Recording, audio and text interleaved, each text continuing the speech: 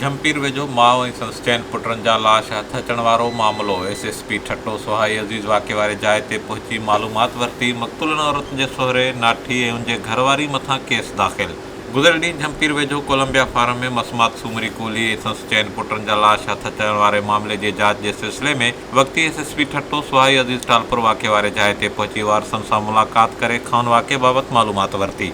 Police मूजिबि शुरूआती जाच में हथ आयल मेमोरी कार्ड मां मिलियल ऑडियो रिकॉर्डिंग मुताबिक़ मक़तूलन औरत सूमरी कूली खे संदसि सहुरो साणुसि ग़लति नाता रखण लाइ मुसलसल तंग कंदो रहियो ऐं इनकार करण ते खेसि तशदुद जो निशानो पिणु बणाईंदो रहियो। पुलिस मूजिबि मक़तूलन औरत खे संदसि वारसनि सां बि मिलण न ॾिनो वेंदो हुयो, जंहिंजे करे हू ज़हनी दबाव जो शिकार रही। ॿिए पासे झंपीर थाणे ते मक़तूलन सूमरी कूली जे माउ मानू कूली जे फ़रियाद ते मक़तूलन औरत सूमरी कूली जे सोहरे लालू कूली, नाठी रमेश कूली ऐं उनजे घरवारी मथां वाक़े जो केस दाख़िल करे मामले जी जाच शुरू कई वई आहे।